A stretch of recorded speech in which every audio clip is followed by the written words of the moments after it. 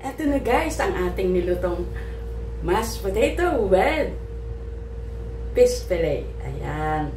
Ayan. At guys, ang sarap nito for sure. At may ginawa din akong ibang klase. Yung palikpik ng isda guys. Nasubukan nyo na ba ang palikpik na isda? Eto guys, prinaid ko siya ng parang tempura. At eto ang ating mashed potato. Natatakam na ako guys. Try natin ang palikpik ng isda kung ano ang lasa. Siyempre lasa ng isda pa rin, diba? Pero guys, first time kong gawin ito na gawin kong tempura yung palikpik ng isda. Usually guys, ang ginagawa ko dito ay sinigang. Pero this time, ang ginawa ko ay palikpik ng isda ay tempura.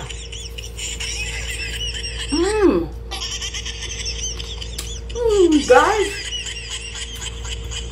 makakalimutan mong ganan mo nito. Isubukan mo. Abangan mo ang aking upload nito.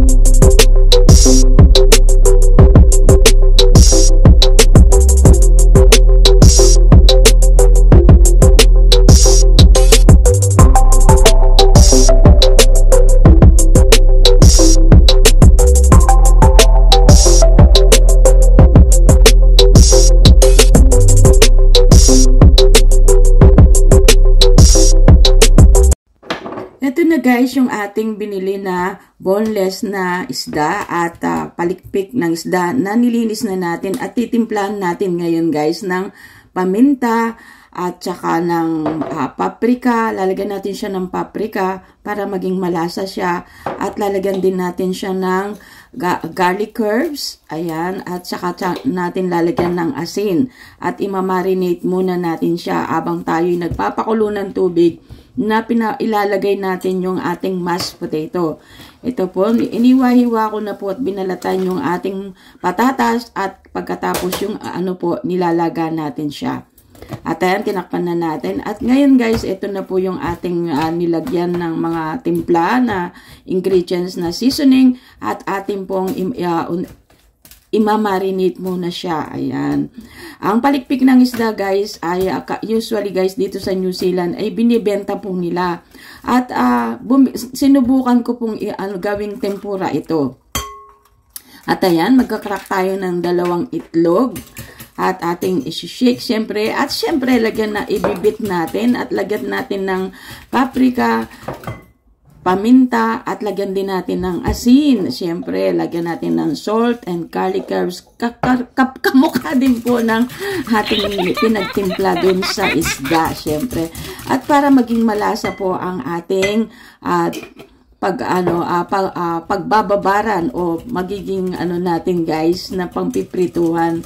Yun, hindi ko alam sa English ito guys eh. Yung in-scramble egg natin na nilagyan natin ng cornstarch. At ayan, ibabad na po natin siya guys dito. Ayan. Guys, alam niyo po ba na usually ang ginagawa ko sa palikpik ng isda guys ay ginagawa ko pong sinigang or soup, ganyan. Pero this time guys, susubukan ko pong gawing tempura kasama ng ating fish fillet. Ayan, i-marinate muna natin siya ng mga 10 minutes lang to 15 minutes guys para masipsip niya yung ingredients. Ayan. At pagkatapos guys, eto na, i-dip natin siya sa breadcrumbs. Ayan.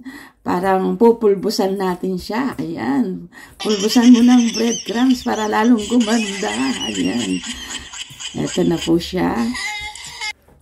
At pagkatapos guys, ay set aside po natin siya. Ilagay na po natin lahat yung ating mga binabad na palikpik ng isda at saka yung boneless na isda dito sa ating breadcrumbs. Ayan. Naku guys, pag nasubukan nyo po ito, makakalimutan mo ang biyanan mo. Hehe, char! At habang binabalot natin sa breadcrumbs ang ating palikpik ng isda, ayan, unti-unti na matatapos yan. Mega shoutout po sa inyo at titingnan naman natin yung nilaga nating patatas. Ayan, tuyo na. Pagkatapos guys, ayan, nilagyan ko siya ng konting milk at eto guys, lalagyan na natin siya ng butter. Mga 3 kutsarang butter lang, 3 slice lang guys. Mga ano yan, 5 grams siguro yan.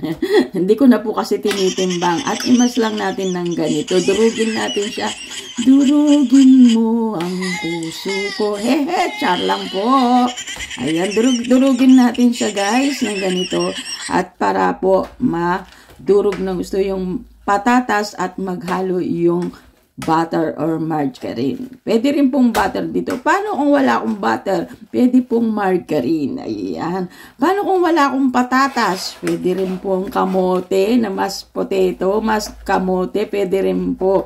At ito po ay kasi dito po sa New Zealand guys ay ito yung paborito nila kadalasan ang mashed potato. At alam niyo po ba ang mashed potato ay lagi nilang siniserve sa restaurant. Ayan, lagyan na natin siya ng black pepper or white pepper. Ayan. Pepper po, hindi po pepper Ayan, at aluin lang natin siya ng aluin hanggang sa kumunat po siya na para kang nagalo ng kalamay. Ayan, ganyan po ako pag nagluto ng mashed potato ay hinahalo ko pong maigi at mga 30 minutes ko pong inahalo yan guys para kumunat po siya.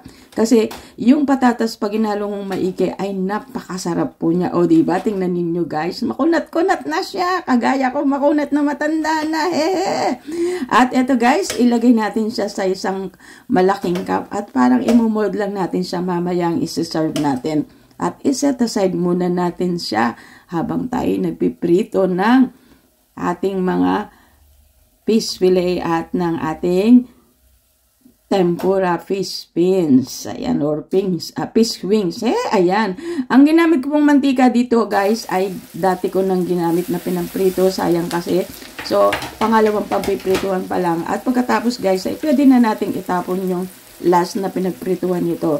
Dahil ito po ay maraming breadcrumbs, kaya makikita nyo, lutang na lutang yung breadcrumbs dito. Kaya hindi na natin pwedeng ipagluto pa ng uli ito. Ayan. Ako'y nakukuling na naman po ako. Habang tayo nagpiprito, mega shoutout sa lahat ng aking mga kaibigan. Mega shoutout sa lahat ng mga friends dyan. Mega shoutout sa lahat ng members ko, mga super chatters ko, at mga super thanks. At sa lahat ng mga GC Groups, founders, at sa lahat ng subscribers ko. Mega shoutout po sa inyo. Ayan. At nakitang-kita nyo na guys na talagang pinakaluluto natin ng maigi ang ating chicken fillet. At baliktarin lang natin siya. Ayan. Ayan, malapit na po siyang maluto. Sabi nila, paano kung wala akong boneless? Pwede rin po kahit walang boneless guys. Kahit anong isda, pwede nyo pong i-partner sa mashed potato. At dito lang po kasi sa New Zealand ay karamihan na isda na binibenta nila ay boneless na. Kahit fresh po siya, tinatanggalan na po nila ng palikpik o yung pinakatinik niya. At alam nyo ba na binibenta din nila yon kasi po pumisan or kadalasan yung mga yun ay pwedeng gawing soup. Kaya ako din po kasi bumibili ng mga boneless, ay mga bone na binibenta nila o palikpik kagaya nito. O ayan, luto na siya. Ayan, ang luto ng itsura. Ayan. Ito na ang ating boneless pin or palikpik. Ayan, kitang-kita nyo naman po ang itsura. Sa pagpiprito pa lang, sarap ka na, takam ka na ng ating palikpik na isda or fish pin, ika nga. At pagkatapos nito ay atin nang isi-serve. O, ayan. Ilagay mo dito sa plato ang tinaob na mangkok. Ayan. Uy, lagyan mo siya ng dekorasyon. Yung bang kunwari nasa restaurant ka. Ayan. Naku, bakit dalawang mata? Lagyan mo ng ilong at lagyan mo ng bibig at sabihin mo, smile. At lagyan mo din siya ng garnisin mo ng pipino. Ayan. Displayan mo ng pipino na yung para bang pagka sinerve mo sa partner mo, sa asawa mo, sa anak mo, yung mapasasabi nilang, ang sarap naman yan. Sa itsura pa lang, natatakam ka na. O diba? Ayan. Para sa partner ko yan, yung walang tinik. Kasi po siya guys, hindi ko makain ng matinik na pagkain, kaya para sa kanya lang yung special na boneless na yan. Wow! Ganun ka pa kapag nagmahal, ha? At ako naman para doon lang sa mga tinik-tinik, pwede na. Alam niyo naman ang Pilipino, guys.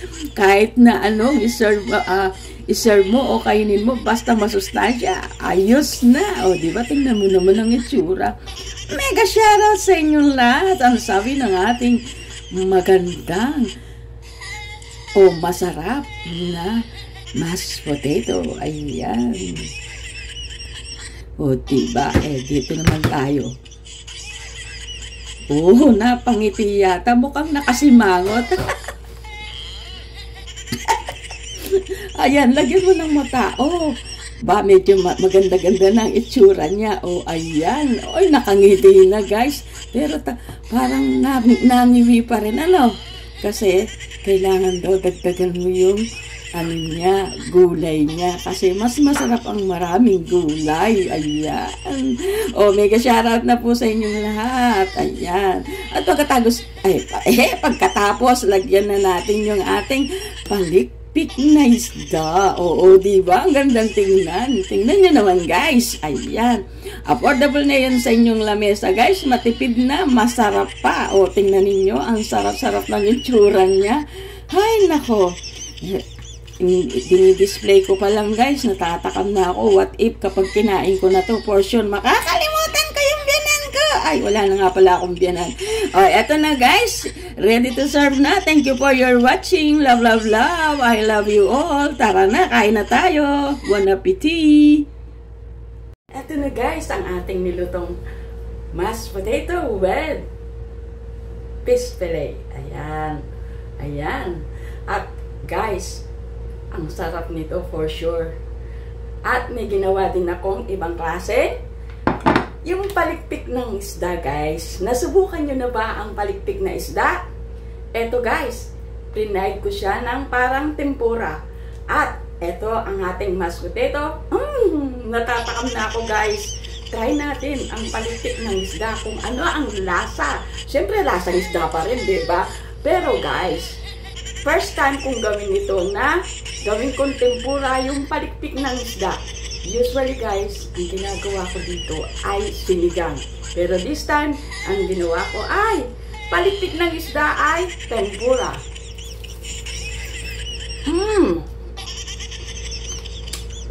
Guys, makakalimutan mong biyanan mo nito. Ito, ang sarap niya, guys. Tara, kain na tayo.